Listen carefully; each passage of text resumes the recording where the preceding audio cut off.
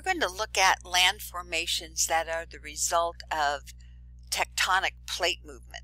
We'll look at land deformation, earthquakes, the process or the phenomena of liquefaction, and then end up with tsunamis. So the movement of the crusts along and among and between the tectonic boundaries, the plate boundaries, creates the surface of the earth as we know it. So we have many residual mountains that were old tectonic crustal formations called shields.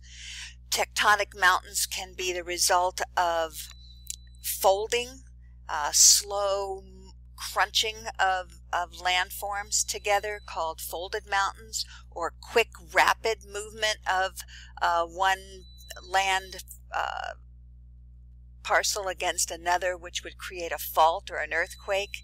And then in the next section we'll talk about volcanic features that are also associated with these boundaries and tectonic fields. When we look at elevation and we look at the formation or the form of these landforms, we're often going to talk about the relief, which is the variation in the elevation from, say, the top of a mountain to the bottom of a mountain. Or if we're looking at Oregon, the relief in Oregon, we can look at the top of Mount Hood to sea level, and that difference in elevation is called the relief. We look at the shape of the land or the profile or the general topography with respect to elevation. Is the land flat? Does it have rolling hills? Does it have very steep mountain formations? Does it have deep canyons? So this would be the topography. So for example, I can look at, this is a screenshot from Google Earth, and I'm looking at the relief across the state. So this yellow line is showing down here this profile of the elevation or the topography. So the relief from this blue point, or the highest point here, to sea level is 5,834 feet. The topography shows smaller mountains at the coast side, then we're down at the Willamette Valley, and then we're going up the old Cascades into the high Cascades, and then over the high plains in eastern Oregon. So the topography would be mountains and valleys, plateaus, and coastal flats. So all of those terms, the different landform, topography, the relief, are used in describing different land features. So continental shields are images of, this is an image of continental shields.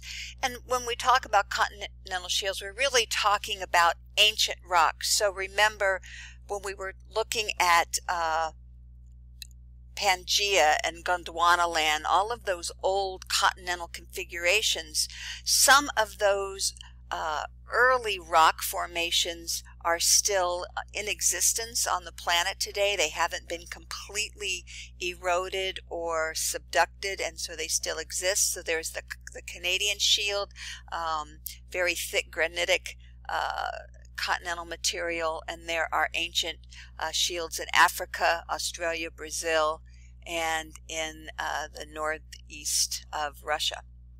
So these are old rock formations. Now another type of landform is a terrain, not to be confused with, where did it go here? Topography, or T-E-R-R-A-I-N, which means what is your landscape like. But these continental terrains, T-E-R-R-A-N-E-S, are pieces of crustal material that have been moved into a place where they are today by continental or by tectonic movement on plate boundaries. And so if you go into the Wallowas up here in the northeast portion of Oregon, you have mountains that at the top of the Wallowas you will find sediment from ocean bottoms. So these green landforms or green locations are places where ancient rock did not form in Oregon but moved in, and then Oregon formed around those existing mountains. And if you are driving down the I-5 corridor, driving south, you'll notice as you get past Roseburg down into Grants Pass, you begin to see very different kinds of mountains. They're not linear north-south. This is an area of terrains that also rafted in to the Oregon continental area. So when we talk about crustal deformation or the reshaping of land surfaces, this can be done by land that is folding, which means kind of bending, or land that is warping. So it's not bent in I'll show you some images in a little bit. So folding would make kind of a jaggedy up and down. So some of the land folds up, some of the land bends down in a folded pattern. Warping would just be a bowing. So it either bows up into an arc or bows down into a bowl. Or you can have faulting, which is breaking. Missing a letter there, faulting or breaking. So I want to talk about those three processes, and we'll spend a lot of time looking at the different types of landform faults. So you can see that if we're thinking back to tectonic movement of plates, you can have tensional plates. So this would be where two plates are where a plate is being pulled in opposite direction. It's called a divergent plate. And so in a divergent plate, you have the stress on that rock is tension. It's being stretched. And so the rock can get, or the landform can get thinner. If you have compression, this is one of the things you might see with folding. So compression makes the land thicker and squeezes it together. So you have converging plates, two plates coming together. And then when you have shear stresses, so that you have two continental plates moving in different directions. So one is moving from east to west, the other is moving from west to east. You get a twisting, or what's called a shearing of the land surface. It's kind of offset from one to the other. So when we're looking at this movement, these tensional, compressional, and shearing stresses on the landform as a result of tectonic plate movement, the stresses cause a reaction. And that is the strain. So the stress is the force, the pulling, the squeezing, that side to side ripping or tearing, and then the strain is what happens to the rock surface or the land surface. And again, the strain would be whether the reaction or the response is folding, faulting, or breaking, or bowing. So folding, again, you've got compressional plates or converging plates moving toward each other, compressing the landform, would create these ridges of parallel mountains that have a anticline, which is the top of the mountain, and a syncline, which is the bottom edge of the mountain. So let's look at a different example. So this is kind of a cutaway of a landscape that has some limestone and some clay layers and different kind of sediment layers built up in their stratigraphy, and there has been compressional forces. So you have converging plates moving together, and it's squeezing this surface, and you can see that the surface is responding to this stress by folding up in some places, so this would be the anticline or the top, and folding down in others, which are the syncline. Now this type of this type of movement has created really important, famous regions in the United States.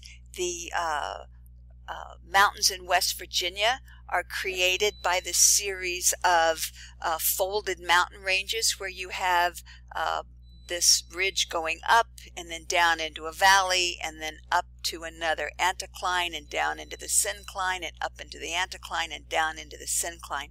So that if you look at this topography and profile, you see this anticline down into the syncline, anticline, syncline, anticline, syncline, and each of these different valleys has its own river system. So when we get into streams, this type of landform creates very specific patterns of stream drainage. Here is not a great shot, but a shot I took in Nevada, and you can kind of see this dark layer of folded mountains here, and you can see folded mountains repeated here.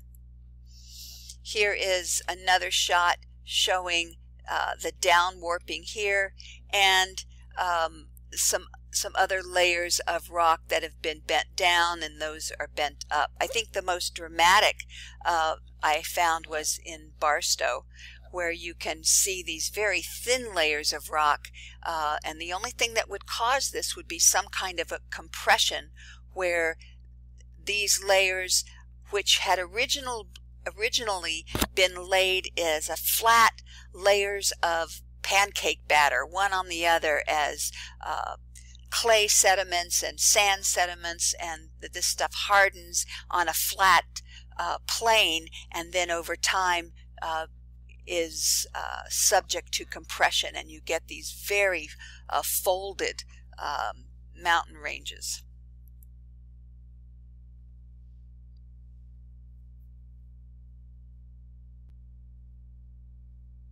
So we'll go on to part 2, talking about warping.